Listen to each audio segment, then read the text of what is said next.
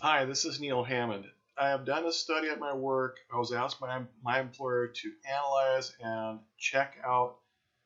At the time, we had three different investment vehicles that we could participate in at my work. We had First Investors, Standard, and we also had ICMA, and then we came on board with Oregon Savings Growth Plan. Now, what was very interesting is, and I want to share this with the world, is, and especially for employers, if you've got more than one plan that you offer your employees, or if you're just curious about your fees that you're paying, that your employees are paying, this is a perfect video for you to watch, because I'm going to explain some things in here, what the fees are, what good fees should be, and average fees and whatnot. So anyway, please watch this video. It this is also tied into a video that was online, a recording that was online, and it was titled "Is Wall Street Eating Up Your Retirement Nest Egg?" And there's also a printout handout. I'll make all these files available on my website. But anyway, let's go ahead and continue with this. But the question is Wall Street really eating your retirement nest egg? What you'll find is amazing. So let's continue on.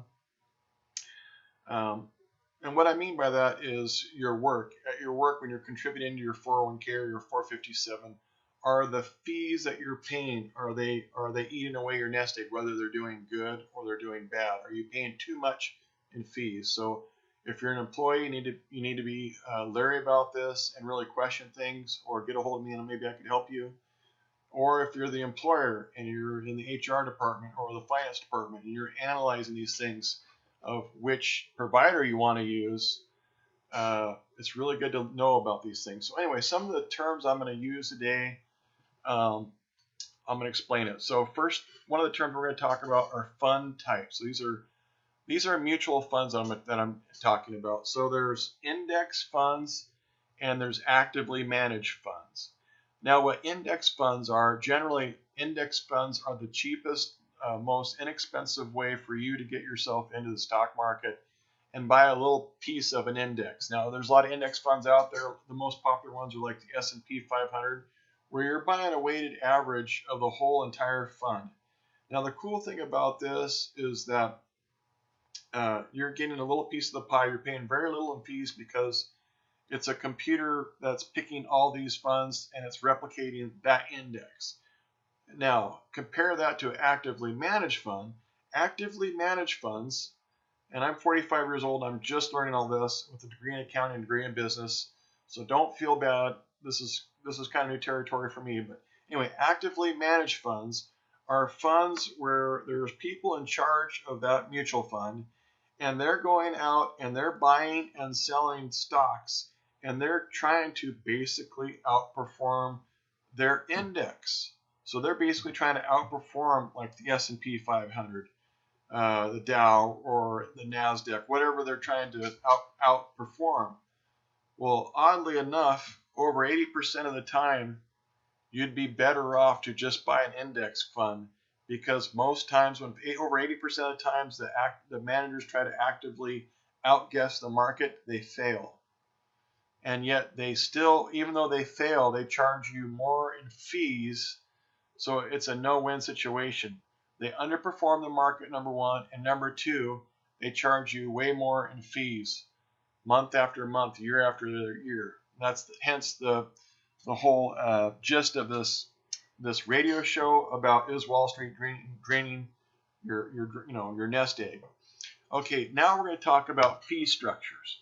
Now, what fee structures are there different setups on when you're contributing month after month to your 401k, your mutual funds, and this applies to any mutual fund or investment. You get these types of fees. There's probably more fees in this, but these are the ones that we were dealing with at my work when I was asked to investigate. We have management fees, which you're always going to have management fees at the end. Management fees on your mutual fund. But the kicker is front load fees. Now, we had one representative at my work that told everybody that there was just the front load fee of like 5%. There was no other fees. Well, that person misrepresented the truth and lied to us. There was, or just I should just say, misrepresented the truth and didn't disclose until I put her on the spot that yes, there was actually management fees on top of her 5% upfront fees. So for every $100 you were putting in, only $95 of it was going in the actual mutual fund. And then of that $95 that was going in the mutual fund, you had to pay management fees on top of it. So it wasn't a very good situation. So you got to be leery of people that are pushing to sell you something. There's something in it for them. So, okay, so the topics covered in order are: I'd like you to listen to the original article, and since I'm not doing this live in front of you, I'm going to post the original article link. Here it is right here. It's an NPR, a very, very good listen, and if you would like to listen to it, and if you'd like to get a printout, there's also a printout of it. And at my work, every employee was going to get a copy of this, and then we were going to do questions, multiple choice, true and false, yes and no. So basically, we're not going to play these things for you. I'm just going to kind of tell you the gist, and I'm going to go through the questions with you so you kind of have an understanding what's going on. But it would be really, really helpful to hear not only my voice, but hear other professionals' voices talking about these things and or reading it. So I'll put these links out there for you to look at. Okay, before going to the questions, again, this was designed for in front of people presentation, but really like to have you listen to the radio show. Take notes on page 1 of the handout that I'm providing, and then which is basically the questions I'm going to ask you. So you're kind of thinking of it as you listen to the radio show, whatnot. And then each employee or each person that's viewing this, it'd be really helpful if you had the 6-page article to go along with the radio show, so you can refer back and forth to it. It's pretty mind-blowing when you see this stuff, but hopefully I can convey these things to you, and you'll get to understand the gist. So, okay, question number 1, and this is in reference to either the radio show or the printout. Americans are collectively losing how much money of their dollars, how many dollars a year out of the retirement accounts because they're paying excessive fees? Is it A, hundreds of dollars are losing every year, thousands of dollars, C, millions of dollars, or D, billions of dollars? Now this is Americans collectively as a whole. Yes, the answer is actually D, billions. These a lot of mutual fund companies are, I hate to say it, but they're not. I'll put it nicely. They don't have your best interests at heart. Let's just put it that way. There are mutual fund companies out there and organizations out there that you can get better rates, and if you complain to the one that you do have, they will come back and you can get lower rates for your employees or for yourself. If you're at work and you've got a bunch of employees, you might have to go to your HR manager and ask these rates, figure out what the rates are, and then say, hey, we're thinking about looking into other options if the rates are too high, which anything over 2% should be pretty high. But okay, so question number 2, yes or no? Do high or excessive fees have any bearing on your retirement or wealth accumulation? So if you're paying high, excessive fees on your retirement month after month, year after year, does that really have any effect on your wealth accumulation? Let's say 2%, does it? Well, yes, it does. Let's take a look at what it does. Is a 2% fee per year extremely competitive? No, it's not. It's a terrible fee. The average is 1.1. You want to shoot for less than 1.1. So I want to show you what would 2% in annual fees cost you over a career life of 40 years investing $10,000 annually that earns 7%. So imagine yourself, you're going to be investing for 40 years. You start off at, let's say you start off at age 25 and you're investing until you're 65. And you're putting in a little over $800 a month. So you're putting in $10,000 a year into your retirement for 40 years. So that's $400,000 you're putting in, and you're earning a pretty nice percent, 7%. So the question is, what will that 2% annual fees cost you in your career? Will it cost you A, $6,001, B, $79,345. C, $21,000 even. Or D, won't cost you anything. Well, the answer, my friends, is actually B. It's going to cost you $79,345. So basically, after 45 years, your investment will be worth $149,745. But if you invested in a fund that charges a 2% annual fee, you've just cut your return to 5%. And over 40 years, your investment would only be worth $70,400, which is a difference of $79,345. So here you go. If you got 7%, here's your 40 years of 10,000 in, and after a 2% annual fee, you lost over half of what you could have had based on that high percentage. But the people that sold that to you, they're thanking you. Yep, 79,345. So the answer is B. Okay, our PUD, we eliminated one of our offerings, and that offering was by a company called Standard. And then after analyzing Standard, it was a very, very good choice on our part. And you know, sometimes if the fees are high, if the fund outperforms their benchmark, then you know it might be worth it. But these fees or these funds couldn't even outperform their benchmarks. What I mean by benchmarks is they couldn't even outperform an index fund, a low fee index fund that they were comparing themselves to. And typically a low index fee fund is probably going to be 0.25 to 0.5 or something like that instead of 2.1. This is absolutely crazy. So anyway, and the ones that did not do it large enough to warrant the 1.35 to 1.5 in additional fees that the company charges. See, they were charging these additional fees. They had a mutual fund expense fee, which were relatively competitive, not bad at all. But then the company itself had an asset-based fee. So they were sticking us for an extra, 1.3 to 1.5%. So for every $100,000 you have in an account, they were just dipping their hands in our pockets and pulling out $1,350 to $1,500 annually. Whether any of these funds did good or not or lost money, they still got theirs. They pulled right out of your account. So again, here's the total fee right here, and per $100,000, this is the amounts that they were taking out of the employees' accounts annually in fees. So we dropped them. We no longer have them anymore. Question number 5, true or false? And again, when you see these pages up here, that means that's in reference to the handout. And I made this one up kind of. Okay. Generally speaking, each 457 plan offers various levels of services. Some might have more access to financial advisors in a more expensive plan. You know what? That statement is very true. Like the one we had, where we still have actually. We have First Investors, which is they charge 5% upfront, a front upload fee, and for some people they feel that that's worth it.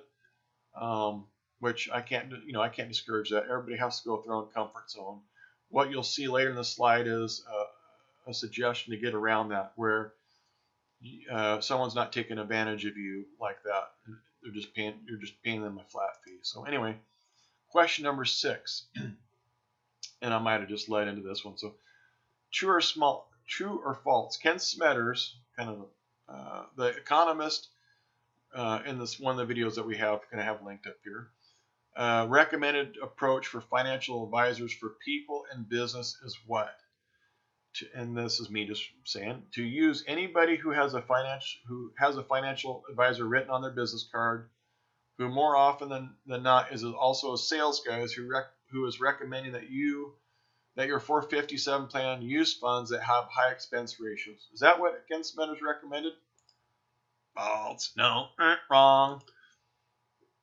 Let's try that again. Ken Smetters, the economist, recommended approach for financial advisors for people and businesses is to use what are known as fee-only advisors, which by law, a fee-only advisor must place your interest first and not accept any hidden commissions from mutual funds, insurance companies, or anyone else.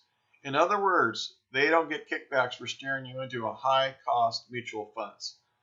So let's wrap that up. Ken Smetter says what you want to do for financial advice, you don't want to be pressured into buying all those different products and maybe only products that their company offers because they're going to charge you upfront fees and there's no, you know, you get the point. So they're gonna rush you in and try to get you to buy these things with all these high fees. What he's recommending is use a fee-only advisor. So when you might pay $200 to $300 to talk to a fee-only advisor, but this person is going to look at everything you've got going on, and their only interest in you is your best interest. Now they're getting paid by the hour. They're not getting paid month by month on what you put in, or on an annual basis based on how many thousands or hundreds of thousands or millions that you've got in their account. So fee only, remember that. That's the way to go. They can help steer you too if you've got state retirements or other investments. They'll help you timeline your money's flow. So that answer is true for 7. Sorry. Okay. What's next? Okay. Warren Buffett's investing tip for LeBron James. What does he tell him? He says stick with an index fund, just like we're saying. So Warren Buffett tells LeBron James, just do an index fund. And this is what he says. Just by making monthly investments in a low-cost index fund makes a lot of sense, Buffett said. He added, owning a piece of America, a diversified piece, bought over time, held for 30 or 40 years, is bound to do well. The income will go up over years, and there's really nothing to worry about. Okay, so this right here is a spreadsheet I made to show what, when I was analyzing our 457 plan offerings at my work, this is what we had going on here. At the very bottom is First Investors. They wanted a charge. They're charging my coworkers, which really heats me, 5.75% of whatever they put in up front. And this is like their averages. So their lowest average fee on top of that annual operating fee is 1.15. Their highest is 1.66. They've got 9 funds available, and their average fee structure is 1.30. Now ICMA is another one. They've got a lot of investment choices. Their lowest is 1.01. Their highest is 2.26. They have 47 fund types, and their average is 1.39. They would be a second choice for me. They're not bad, especially if you got into the the 1.01 to maybe 1.5 tops if it performed really well. Obviously, they don't have this extra fee on top, so that makes them a second choice. Now, our first choice for us was Oregon Savings Growth Plan. Their lowest fee was on an index fund was 0.21%. Their highest was a 0.82. Now, the highest one was that because it was a combination of multiple funds. Some were index, and in that particular fund, and it also had some funds that had a little bit of active management in because it was a more aggressive rate of return that they were seeking. So they were having to buy and sell a few more companies in it, but that's still very, very low. You got to remember that the average is 1.1%. So this one for us is awesome. So anyway, total funds 20 funds, average rate 0.35. Way better than this. Okay, let's take a look at the Oregon Savings Growth investment return. So here again, this is what I ended up loving about this was their investment fees and management fees. As you look down, you can see these LifePath retirement accounts and funds. Obviously, they didn't do too good this last year because the market was down, but their 5-year is pretty good here, not bad. But you can see their fee structures. They break it down: investment management fee, administrative fees. Here's their total fee structures I was talking about. Now here's the fund types, and you can see one right here, 0.82.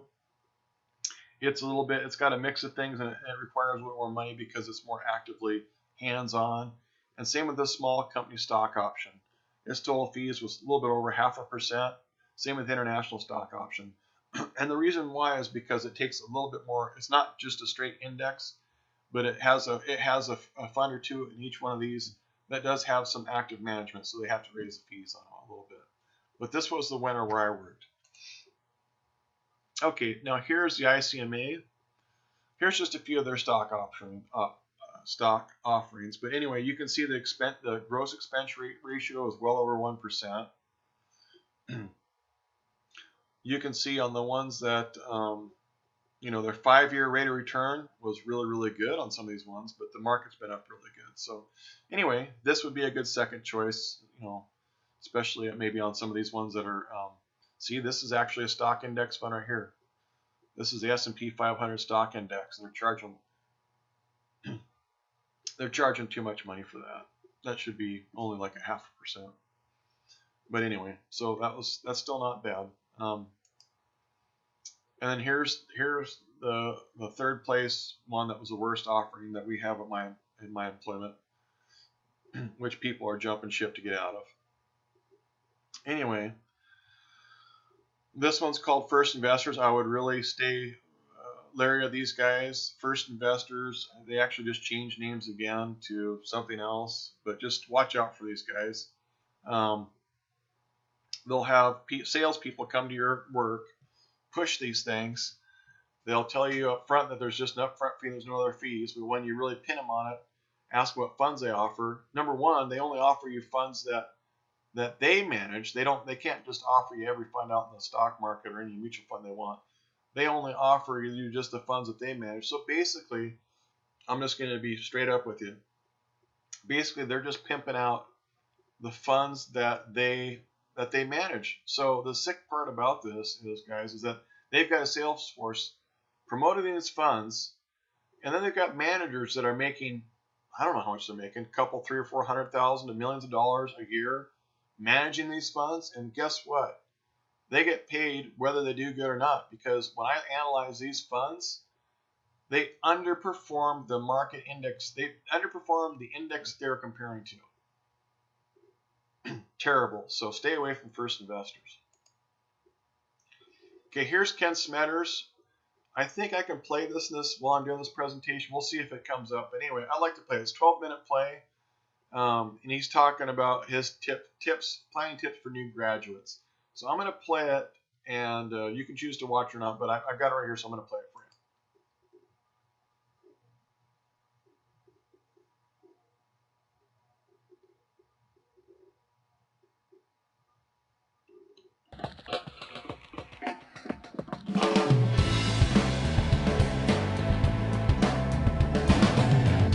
What I want to talk about is what I think is kind of a big idea, and that's what's told to talk about, what's a big business idea, and that's essentially in the area of financial planning. In particular, is a huge need for offering solid, honest investment in other financial planning advice to the mass market.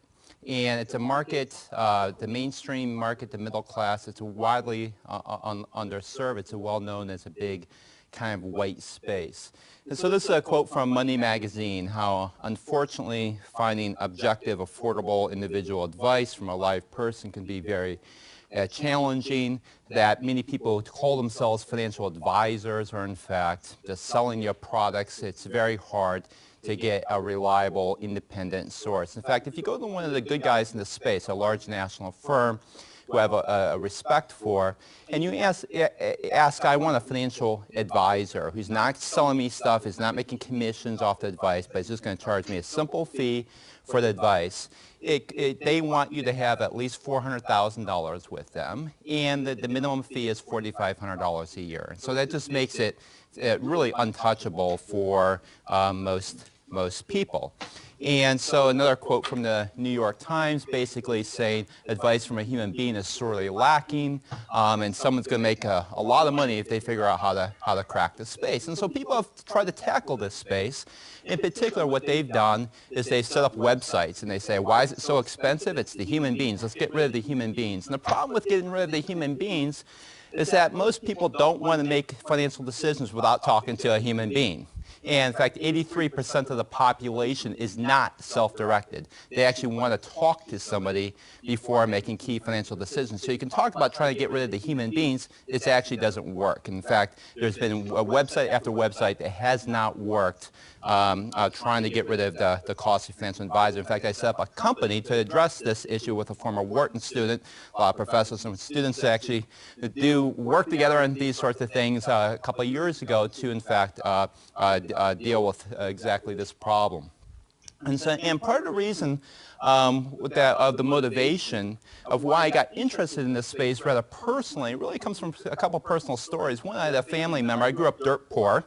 And so this family friend, it's like me, who also grew up in dirt poor, somehow was able to save up $120,000 for retirement. She enters retirement, goes to a national firm, not the good guy I was talking about earlier, and gets a financial plan. And I added up all the loads and expenses and the things that she didn't know what she was paying for.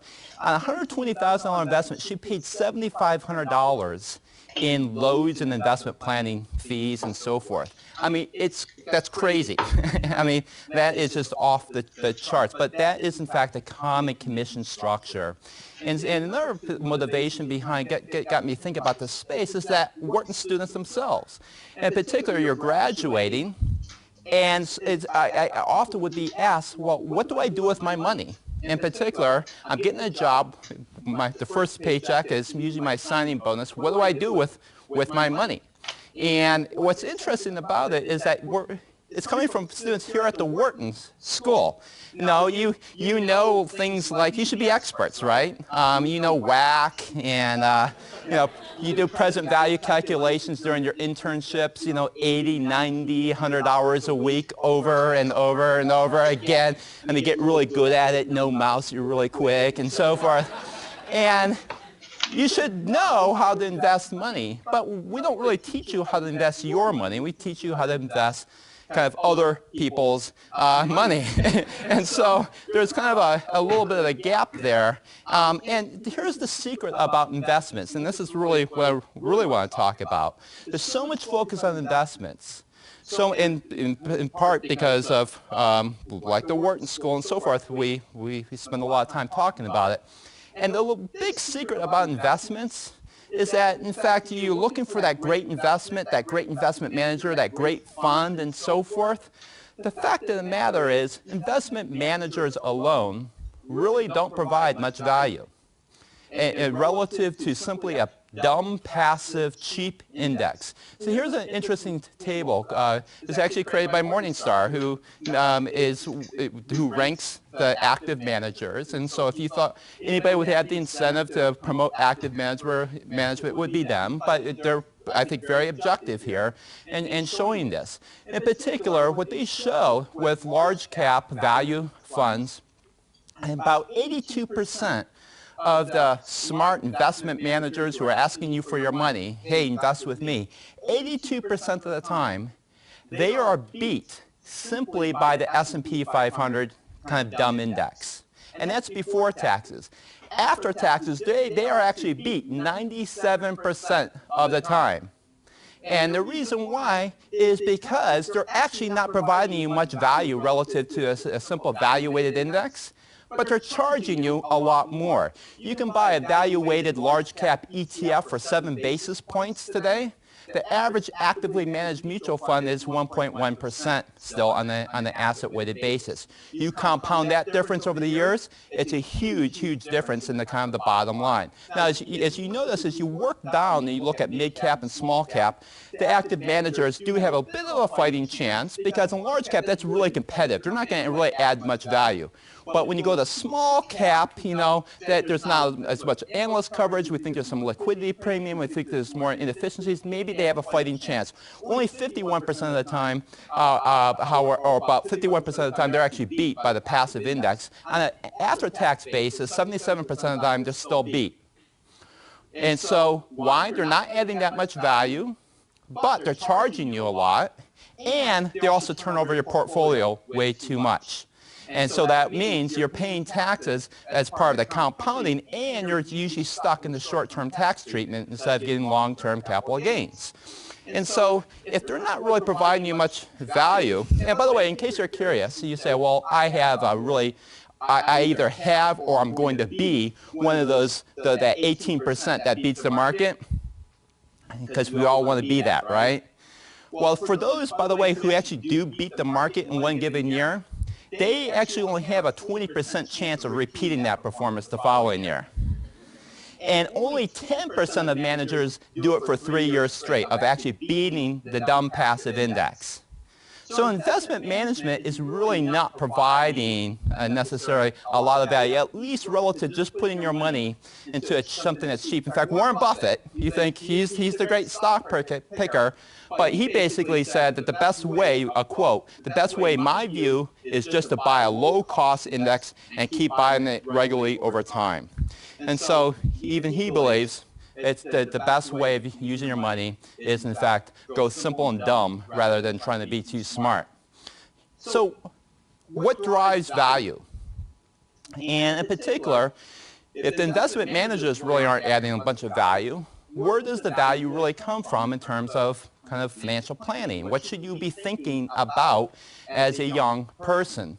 And so I'm doing a research study right now with a PhD student of mine, and we are solving a large-scale simulation model that essentially simulates all the different things that can happen over your lifetime.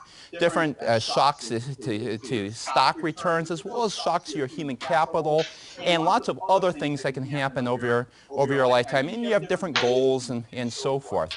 And so it has lots of complexity and so forth. We literally solve 600 million optimization problems. So this is kind of like deep blue computer, playing chess here, because you think about all the combinations that can expand. It expands rather fast. So, we've picked the best plan for your life. So if you want to stop by my office, we'll punch you into the computer and tell you exactly how you should live the rest of your life. But in any case, here's what we found, and that is if you use kind of very simple finance models, where you ignore lots of complexities like your human capital being risky, or the fact that we actually have a Social Security system that for most people in the United States, Social Security will be by far their biggest asset. It will be more valuable than their physical assets upon retirement. Now, obviously, as a young person, so your human capital is your big asset, but for most people, once they hit retirement and their human capital is then depleted, their biggest asset is, in fact, Social Security. So when we use a regular finance model, so we kind of ignore all these complexities, it actually turns out things like investments, when to retire, how much to save, they all seem pretty important. In particular, they seem to be fairly important decisions that you should be making. However, when we take these additional factors into account, there's one decision that turned out to actually matter, and this is the one that kind of surprised me at first, and that is actually how much to save. Getting the saving equation right was actually a lot more important. In particular, we looked at, suppose that people are making mistakes, and of course, our model is right, this is how people should behave, and then we look at the data and how people actually do behave. I'm saying that tongue-in-cheek, our model could be wrong, but nonetheless, we actually say, okay, suppose that we see in the data that they're under-saving relative to our model. And we even push it and say, suppose that they're way under-saving and so forth. It turns out even small mistakes are, in terms of saving, that's what's really costly.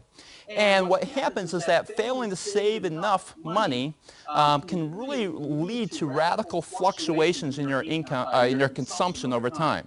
And what we know is that people really are willing to pay a big premium to avoid radical fluctuations in their consumption over time. And the best way of buffering that, especially your human capital returns and some of your other risks, is actually through additional saving. And so when I'm asked kind of what should I do with my signing bonus? Where should I invest it? Somewhat tongue-in-cheek, but not completely. I say get a plan. I mean, it's really investing in a financial plan. So this last comic here says, I retire on Friday and I haven't saved a dime. Here's your chance to become a legend. And indeed, you definitely, obviously it's too late then, but you really want to get a good start on saving today. and also start to think about, how to actually make sure you're saving essentially the right amount that really matters the most. All right, thank you.